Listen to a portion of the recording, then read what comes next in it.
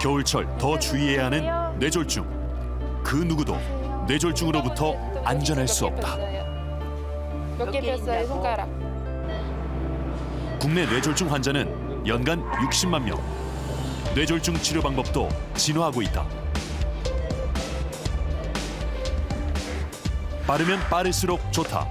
뇌졸중 치료를 위한 최적의 골든타임 3시간. 뇌졸중 환자 80%가 재활 치료로 일상으로 돌아간다. 치명적인 질환이지만 겁먹을 필요는 없다. 잘 알고 신속히 대처하면 이겨낼 수 있다.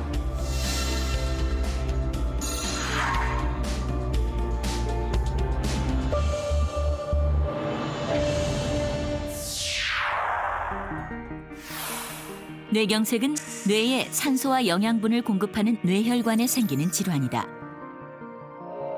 혈관에 콜레스테롤이 쌓여 뇌혈관이 좁아지거나 막히는데 뇌세포는 빠르게 죽기 시작해 다시 살아나지 않기 때문에 가능한 빨리 막힌 혈관을 다시 개통해야 환자의 회복 가능성이 높아진다. 혈전 용해술은 환자의 정맥에 링거를 맞듯이 약물을 주입해 빠르고 손쉽게 막힌 혈관을 뚫어주는 시술 방법이다.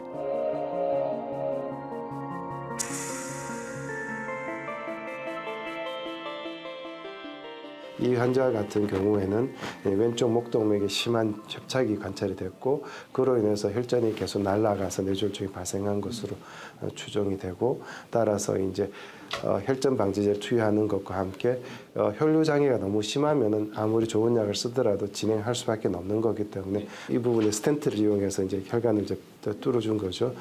그런 스텐트 삽입술을 시행했습니다.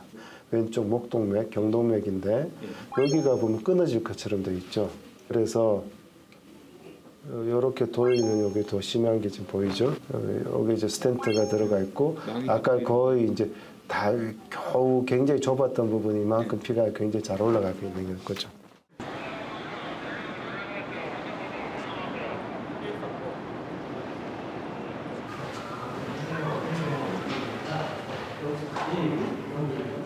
지난 12월 이 병원 신생아실로 조금 특별한 아기가 들어왔다.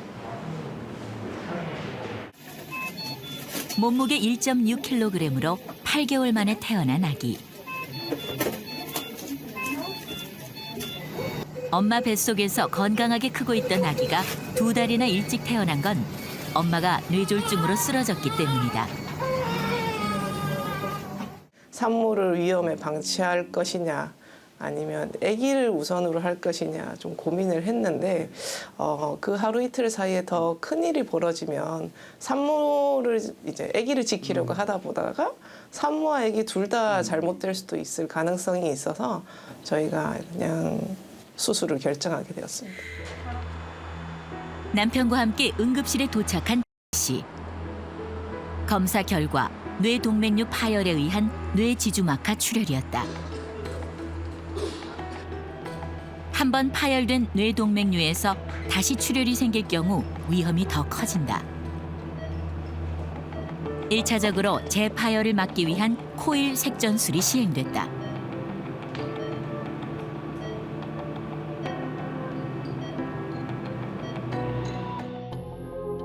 코일 색전술은 허벅지 동맥을 통해 가느다란 카테터를 뇌혈관까지 밀어넣은 후 파열된 뇌동맥류 내부를 백금으로 된 코일로 가득 채우는 시술법.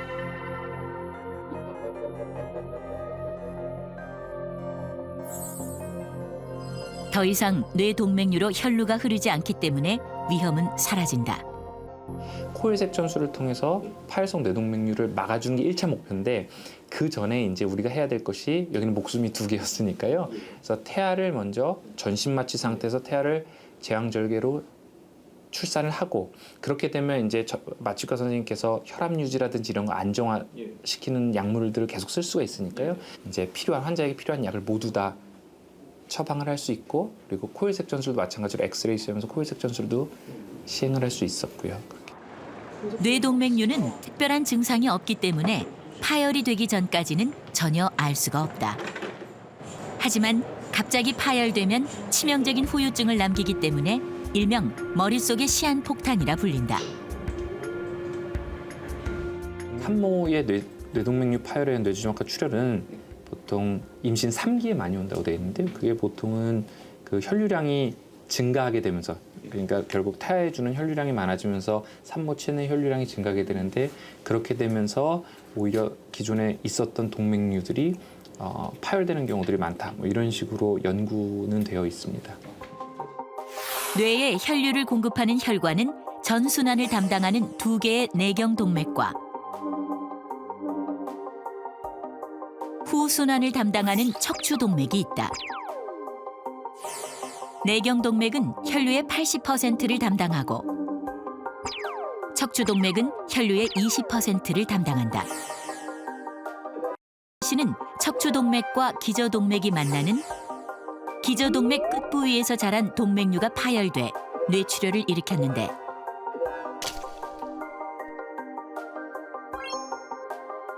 원인은 뇌혈관, 내경동맥에 있었다.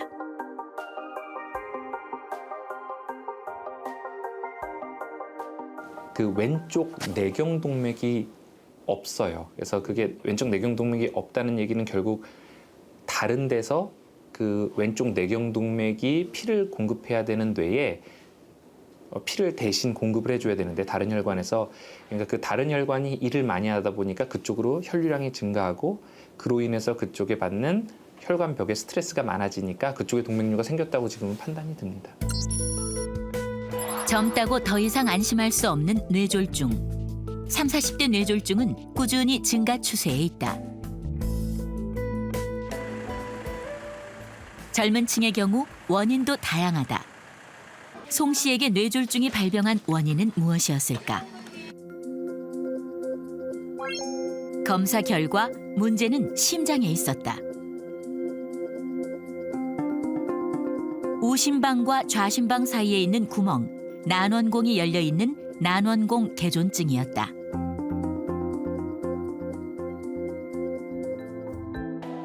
태아는 스스로 호흡하지 못하기 때문에 탯줄을 통해 혈액을 받아 전신을 순환시킬 수 있도록 우심방과 좌심방 사이에 난원공이 열려 있다.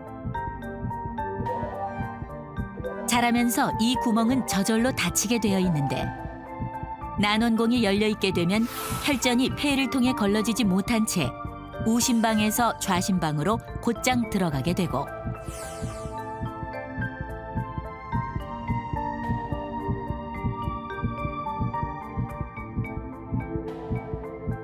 이 혈전이 뇌동맥을 막게 되면서 뇌졸중을 일으키게 되는 것이다.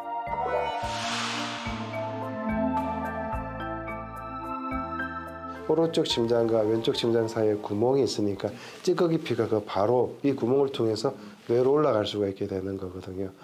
이제 그래서 이제 우리 몸에서 걸러지지 않은 찌꺼기 피 일부가 대개의 경우에 찌꺼기가 그렇게 혈관에 돌아다니지는 않은데 아주 특수한 경우에 그 혈전이 뇌로 올라가서 뇌졸중이 생기게 된 겁니다. 난원공 개존증 역시 뇌졸중 위험 인자 중 하나다. 일반적으로 성인의 약 25%가 난원공이 완전히 막히지 않고 열려 있는데 원인이 불확실한 뇌경색 환자의 40% 정도는 이 난원공 개존증이다. 하지만 난원공이 열려 있어도 대다수는 건강에 별 문제를 일으키지 않는다. 다만 뇌졸중을 경험한 환자의 경우 난원공을 막아주면 효과가 있다. 뇌졸중을 일으키는 혈전은 뇌혈관뿐만 아니라 목동맥, 심장 등 다양한 곳에서 발생한다.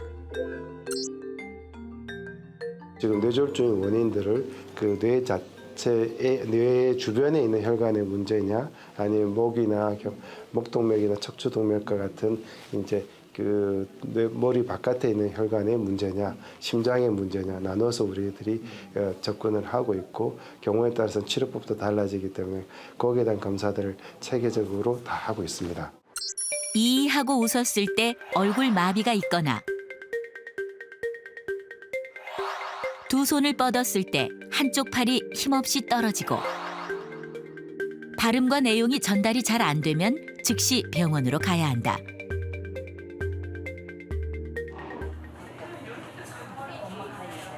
예전에는 한번 뇌가 손상을 당하면 다시는 살아나지 못한다는 얘기들이 있었지만 지금은 반복적인 운동 능력 향상을 위한 훈련들을 받다 보면은 뇌의 전달과 관련돼 있는 돌기들이 많아진다는 뇌 가소성과 관련돼 있는 연구들로 인해서 재활 치료를 시행하고 있는 것이거든요.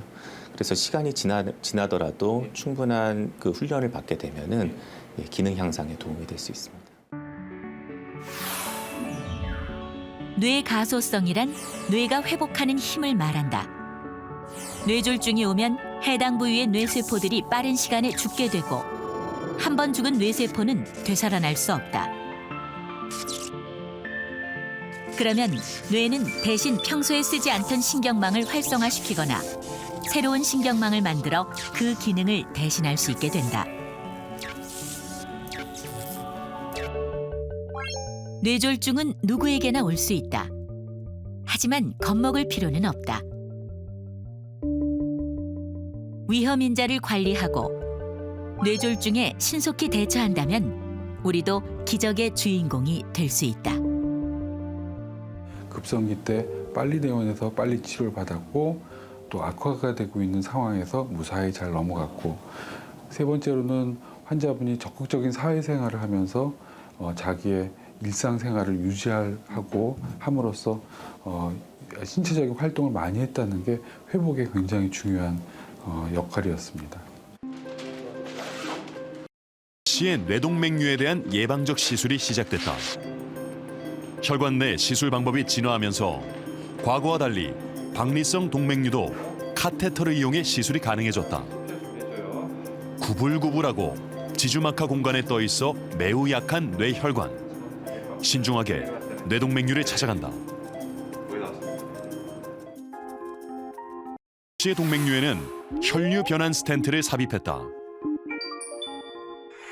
동맥류가 지나는 정상 혈관에 스텐트를 깔아 혈류를 변환시키면 시간이 지날수록 동맥류에 혈전이 쌓이면서 서서히 사라지게 되는 것이다.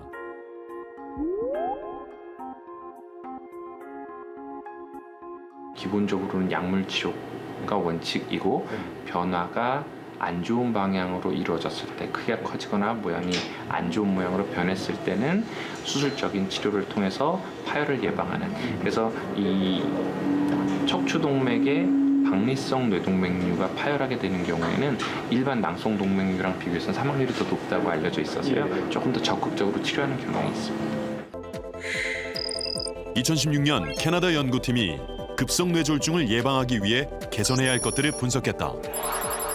32개국 만여 명의 뇌졸중 환자를 분석한 결과 가장 중요한 건 고혈압 관리였다. 알려져 있는 위험인자로는 고혈압하고 흡연, 만성 스트레스 이 정도가 있는데요. 그래서 고혈압 조절은 굉장히 중요하게 여겨지고 있습니다. 이것도 큰 의미로 보면 뇌졸중의 카테고리에 들어가는, 그러니까 결국 뇌출혈을 유발하는 거니까요. 그래서 고혈압과는 연관성이 있어서 고혈압 관리는 철저히 해주시는 게 좋습니다. 특히 젊은 분일수록 고혈압 관리 잘해야 됩니다. 젊었을 때 혈압 관리를 안 하면 뇌졸중도 잘 생기고 치매도 잘 생깁니다. 그러니까 지금 이제 나는 젊으니까 운동해서 운동하고 관리하면 혈압이 잘 될 가능성이 높지만 그것만으로 다 조절되지는 않거든요. 이제 전문의랑 상의해가지고 필요하면 혈압약을 시작을 해야 됩니다. 고혈압 관리에서 가장 중요한 건 지속적인 관심이다. 고혈압 당뇨병 환자 등록 교육센터인 일명 고당센터. 겨울에는 혈압이 조금 더 올라가요. 그러면서 뇌졸중 환자도 많이 발생을 하게 됩니다. 우리 다 같이 한번 이렇게 웃어보실까요? 입꼬리 잘 올라가요? 이곳 고당센터에서는 고혈압에 대한 정보 제공은 물론 합병증 예방을 위한 질환 교육과 영양 교육 등이 매주 열리고 있다. 나도 모르게 긴장을 해서 혈압이 올라간대요. 140에 90. 최소한 이거는 넘지 않게 유지해야지 혈압으로 인한 합병증을 예방할 수 있다. 무엇보다 약을 꾸준히 복용하는 것이 중요한 고혈압. 최근 조사에 의하면 광명시 고당센터에 등록된 고혈압 환자는 다른 지역 환자보다 약을 더 꾸준히 먹는 것으로 나타났다. 그 때문에 뇌졸중 같은 뇌혈관 질환 발생률과 사망률 모두 고당센터 등록 환자의 경우 비등록군보다 낮다. 지역의 보건 사업이 이룬 놀라운 성과다.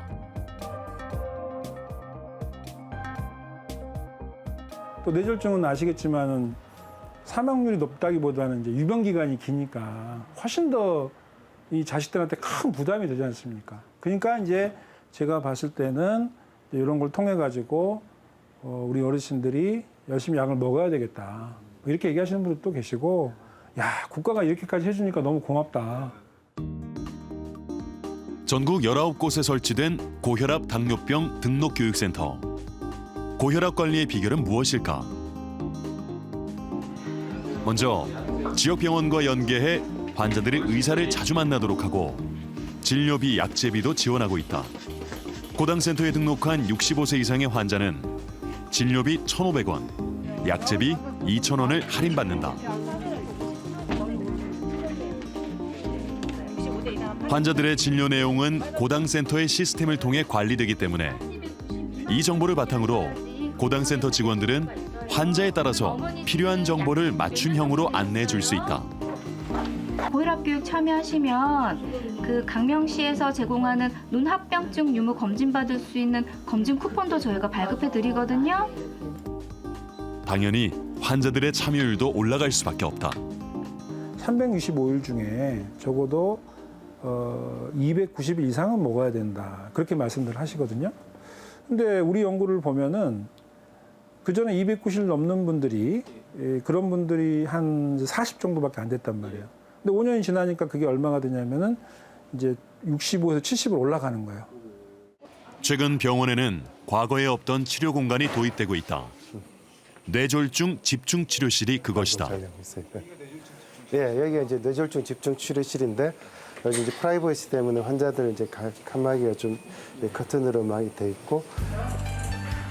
이곳에서는 급성기 뇌졸중 환자의 맥박수, 호흡 상태 등을 실시간으로 모니터링할 수 있는 장비를 갖추고 잘 훈련된 전문 간호사와 신경과 전문의가 환자의 상태를 24시간 관찰하고 있다.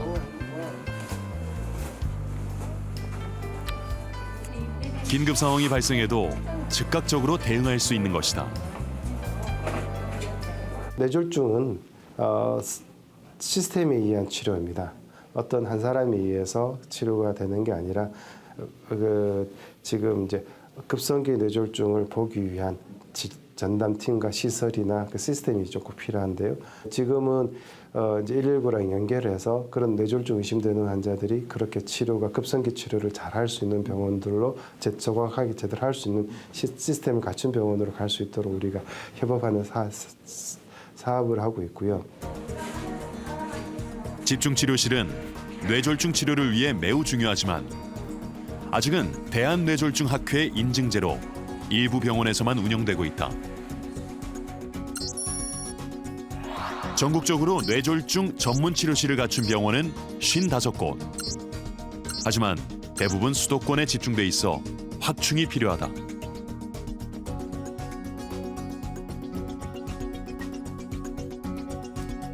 많은 병원에서 집중치료실을 안 만들어주고 있는 게 수가가 너무 낮아요. 적자거든요, 사실. 적자가 좀 덜 되도록 좀 정부에서 이제 좀 해주시면 그러면은 이제 이 초기 뇌졸중 환자들이 집중치료실에서 치료받을 가능성이 훨씬 더 높아질 것이고, 그 다음에 환자들이 무조건 짐 싸들고 이제 서울로 오는 그런 현상들이 지금 줄어들지 않을까 생각합니다. 뇌졸중 환자를 전담하는 전문 인력도 시급하다. 뇌졸중 환자들의 상태를 보고 정확한 판단을 내리기 위해선 신경과 전문의가 대기하고 있어야 한다. 하지만 인력 부족으로 의사들의 경무는 가중되고 있는 실정이다. 환자는 물론 의사도 만족할 수 있는 시설과 인력 확충을 위한 제도적인 고민도 시작되어야 한다. 수신료의 가치를 실현합니다. 여러분의 KBS